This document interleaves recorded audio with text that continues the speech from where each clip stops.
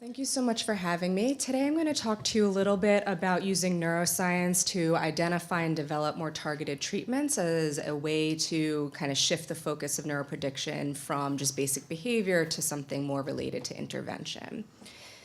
And there's been increasing interest in using our developing knowledge about the brain to predict both the effectiveness of certain treatments and design new interventions that build off of this knowledge. And we see this in multiple domains of mental health issues.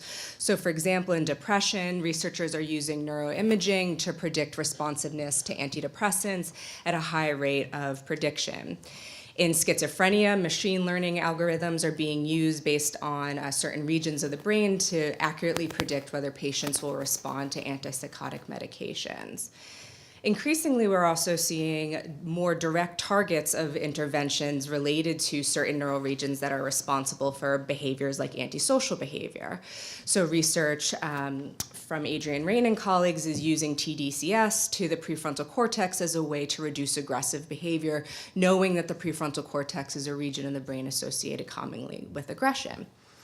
And what all of these particular studies have in common is a basic premise that this type of work considers how behavior is not the same thing as the mechanisms that cause that behavior. And that increasingly we might be able to predict behavior and predict useful interventions by separating out our understanding of behavior from the mechanisms like cognitive affective features and neural features that subserve the thinking and emotion patterns of individuals. So today I'm going to illustrate this separation by highlighting some of the work that we've done on two separate subtypes of antisocial offenders. The first I'll talk about is a group we'll refer to as psychopathic individuals that Ken already introduced, and the second are individuals that I'll refer to as externalizing. So first, I'm just going to walk you through some of the basic neuroscientific research that we've done and give you a brief overview, and then I'll highlight one way where we've used that understanding to translate it into a novel and more effective treatment. So psychopathy generally is conceptualized from childhood as kids who might have conduct disorder and callous unemotional traits, and then in adulthood develop what we refer to as psychopathy. Psychopathic individuals commit crimes at a higher rate and more frequently than non-psychopathic offenders. They tend to misuse substances at an earlier age. They're irresponsible and impulsive in their behavior, even more so than other types of offenders. And what decades of research had told us is that their behavior seems to be best explained by a combination of factors that fundamentally come down to their difficulty attending to contextual information in their environment and then integrating that into their affective experience. So understanding what else might be going on in a holistic way in their environment and using that to inform their behavior. So we've seen this pattern in multiple domains, including psychopathic individuals showing diminished sensitivity to emotion, information, and punishment. These individuals have difficulty identifying people's emotions, learning from punished responses, and you see that both at behavioral and neural levels. We also see that psychopathic individuals have an extreme myopic goal focus, where on certain types of tasks, they're very, very good at attending to whatever their goal is, so much so at the expense of failing to incorporate information that's outside of their goal. So in some attention-based tasks, they are able to perform actually better than non-psychopathic individuals because they display less interference from distracting information. Importantly, this seems to be really related to an early attention and perceptual abnormality and not so much executive function. So they display intact executive functions like inhibition and working memory. So it's a very specific cognitive feature that seems most related to their behavioral dysfunctions. And that ultimately this combination of emotion and attention dysfunction seems to create this decoupling between emotion and behavior, where they're not using features like emotion, reward, or punishment to inform and alter their behavior. And we see this in the way that they're able to respond to certain types of emotion information in the moment when they're attending to it, but they fail to use that to make future decisions, such as regret or empathy-related decisions. Just to highlight this one way where you can see this dissociation between their abilities or propensities to attend to emotion information, I'm going to show you some data from an instructed fear conditioning task that we ran. So on this task in all conditions, a red box means that there's a chance of a threat of electric shock, and a green box means you're totally safe. In this particular condition that I'm showing you, Your job is to say whether the case of the letter is upper or lower case. So what you're really supposed to attend to is the N here on the screen. But most of us will also take a look at and process the color of the box, because I'm going to freak out if I might get a chance of shock, and I'm going to feel more calm if there's no threat of shock, and that's a green box. And we ran multiple conditions where the focus of attention might have been on the box by itself or might have been ordering the information differently. And what we saw was that individuals with psychopathy only showed deficient amygdala activation, a region in the brain important for responding to salient and threatening information, when their attention was actively engaged on the N at the very beginning of the trial, this condition that I'm showing you here.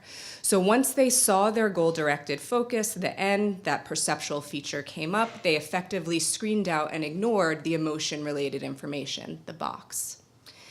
Additionally, we saw in that same condition, psychopathic individuals had greater lateral prefrontal cortex activation, and that activation mediated the relationship between psychopathy and amygdala activation.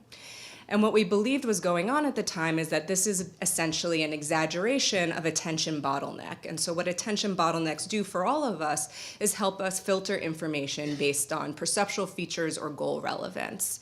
And so what we were seeing across several data sets as well as this study is that psychopathic individuals appeared to have this attention bottleneck to a greater extent than other individuals. And so their hyper-focus on things relevant to their goal and their inflexibility in terms of incorporating information that was outside of that goal may actually lead them to be cold, callous, aggressive, and antisocial repeatedly because they're not getting a full sense of all of the components of their environment and they're failing to attend to that contextual information. This type of pattern is very different than what we see in externalizing individuals. So with externalizing individuals, developmentally we see that these are individuals who start out with a diagnosis of conduct disorder, and on average about 10% of those diagnosed with conduct disorder will grow up to adults who get diagnosed as antisocial personality disorder. And these individuals also show high rates of criminal offending. They show high rates of substance use disorders and more severe forms of substance use disorders, and they also are impulsive and antisocial. And what lots of research has told us is that what they seem to have trouble doing is managing their emotions and promoting more controlled behavior. And across different types of studies, we see that individuals with externalizing show hyper or overreactivity to emotions, such as reward and threat, and they also are hyperreactive to their own distress. So they typically show what we call poor distress tolerance. We see that these individuals also show deficits in executive function. So they are the ones who are showing deficits in their ability to inhibit their behavior or employ working memory. This is unlike psychopathic individuals who had intact executive functions, so a cognitive domain that seemed to dissociate these two groups. And additionally, what we see is that the more demands you place on both the cognitive and emotional circuitry and functions of these individuals, basically the worse their behavior gets. So with increasing demand, their dysregulation and disinhibition seems to worsen. And so an example of this type of research that we might do to look at the impact of executive functions and reward on the behavior of externalizing individuals comes from a flanker go-no-go task that we ran in the prison. And so on this task, your job is to basically say which direction the middle arrow is facing, right or left. And sometimes you'll have incongruent trials like this.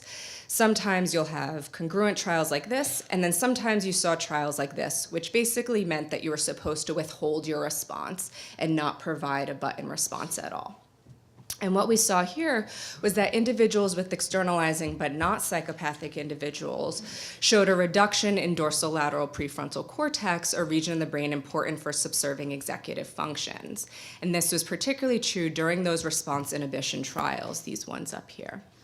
And that in other studies, what we've been able to show is this particular effect is exacerbated when we add the presence of rewards or punishment to the behavior. And so essentially what we can see is that the behavior alone is really similar across psychopathic and externalizing individuals. Both groups of individuals are aggressive, engage in criminal actions, are impulsive, and misuse substances. But when we kind of look underneath the hood and look at their thinking and emotion patterns, we begin to see that the reason they engage in those behaviors is actually quite different. So psychopathic individuals appear to have difficulty attending to and integrating contextual information, whereas externalizing individuals seem to have most difficulty engaging affective or emotional cognitive control. And that along with that, the neural circuitry and neural patterns that subserve those types of cognitive affective functions appear different. So for psychopathic individuals, we saw an exaggeration in lateral prefrontal cortex and amygdala underactivation, depending on the conditions of the tasks. But for externalizing individuals, in prefrontal regions, we tend to see underactivation, but an exaggeration of amygdala activation. And so if we just focus on behavior alone, we might be really missing out on the opportunities to capitalize on our knowledge of neuroscience to distinguish the causes of that behavior for these individuals. And so in this next part, what I'm going to show you is one way we can use neuroscience to refine the treatment of subtypes for these subtypes of antisocial offenders. And generally, the current state of treatment for these individuals is to take the common practices in corrections and forensic settings and employ treatments that include cognitive behavioral therapy, which has generally to do with changing how you think or managing your emotions or improving your planning of behavior.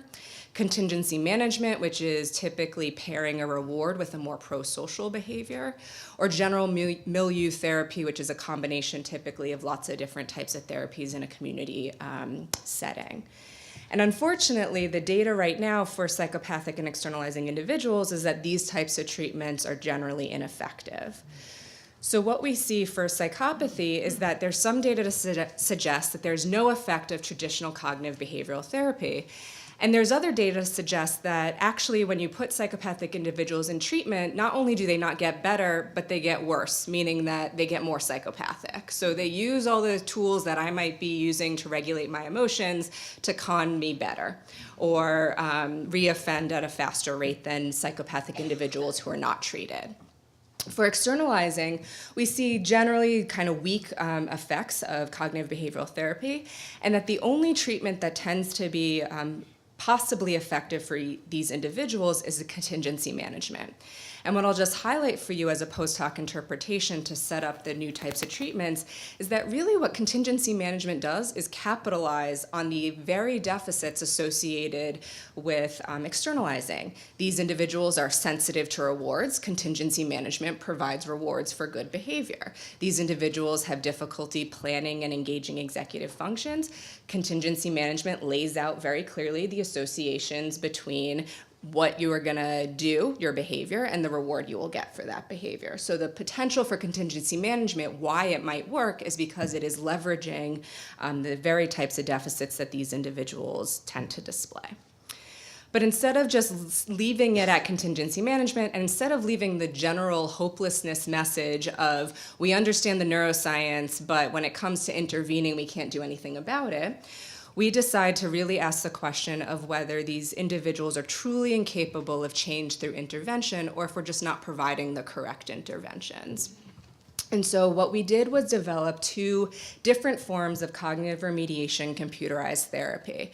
And so what these therapies do is have people play video games for 1 hour, and we had them play it 6 times. So 6 hours total, 1 hour a week for 6 weeks. And the two packages of games related to the very cognitive affective deficits that we have identified as operating in individuals with psychopathy and operating in individuals with externalizing. So first, looking at those with psychopathy, what I had told you before is that generally these individuals have difficulty attending to and integrating contextual cues. So all of the games we had them play had them implicitly try and learn over time how to do that function better. So they played games where they had to notice the rule changes in their environment without being told as a way to earn more money. They played games where they had to look at the color of the box to determine whether they should respond or not. And they played games where they had to notice the emotion on someone's face to decide whether the eyes were looking left or right and how to respond based on a button mapping. And what previous research had shown is that psychopathic individuals generally perform pretty poorly on these types of tasks. And so the question was, could we show improvement if we give them practice over time, building the very skills that they seem to be deficient at?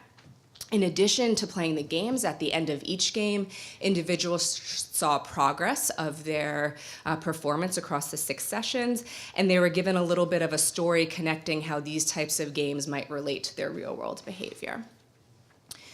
So what we saw with the training tasks was that individuals with psychopathy who got the deficit match training, the one that helped them attend to contextual cues, showed improvement over the 6 sessions, so looking at this white bar here. But if they got the training that wasn't meant for them, one that really targeted affective cognitive control, they did not improve.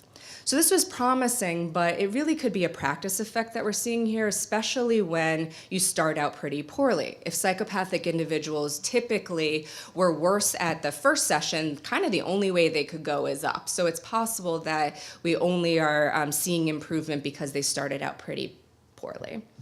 So what we did was look to see if we saw deficit match training improvement based on pre-post tasks that they completed one time before the training and then one time after. And what we saw was that individuals with psychopathy who got attention to context training, the one that matched their deficit, improved pre to post. And one of the tasks was like that instructed fear conditioning task that I showed you. So previously, where they were showing deficits in amygdala activation, we indirectly measured this through startle. At the end of this training, they no longer were showing those deficits in startle potentiation. We additionally looked at whether conduct reports within the prison changed as a result of this type of deficit match training. And we measured specifically the severity of conduct reports. So whether you get one or not could be really dependent on lots of factors, but we wanted to see whether if you engaged in behavior that was less severe or more severe, if that changed as a result of the training. So conduct reports can be anything from not having your shirt tucked in or not standing in line to shanking someone. So we wanted to see, is it possible to use deficit match training to have fewer shankings and more messy shirts, basically. And what we saw here was that across 2 months prior to the training and then following up 2 months post, psychopathic individuals who got attention to context training showed a significant improvement, meaning that there were fewer severity conduct reports, only if they got the attention to context training, and essentially showed no change or no difference from 0 if they got the affective cognitive control training. And the way that this study was designed was really only a brief period of time, and most people hadn't been released into the community, but we do have some preliminary data suggest that the individuals who started out the worst on this training package were the ones who are most psychopathic, and those individuals then who started out the worst and improved the most over time had lower rates of recidivism following release.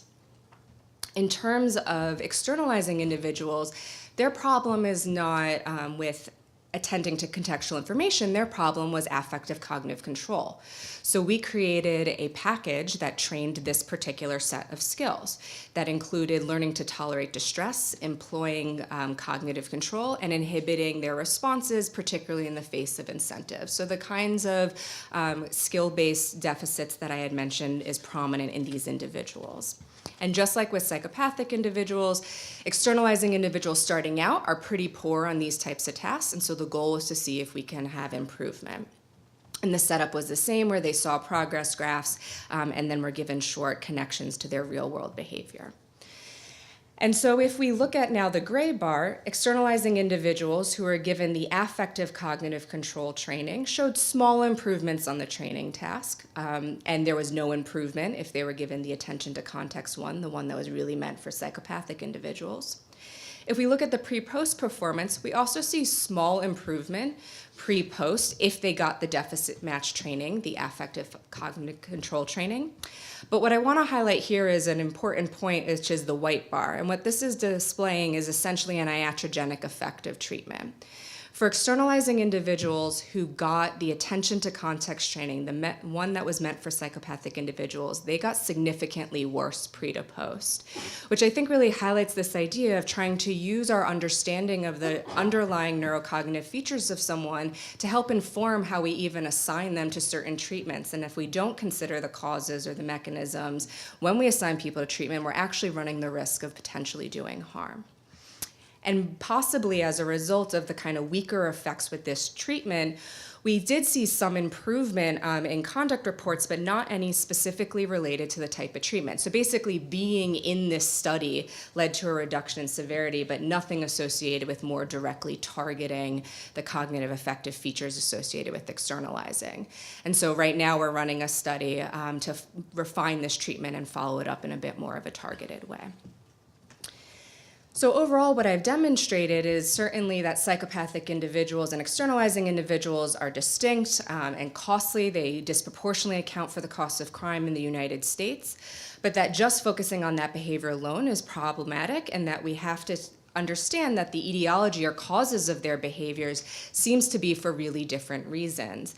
And that what is, I think, really promising for a shift in not only predicting behavior, but predicting interventions is to develop interventions that build off of this knowledge and translate our etiological understanding to a more personalized treatment program for selection of treatment and even developing new forms of treatment. So I want to thank you all for listening, and then thanks to my lab and various collaborators for their help with the research.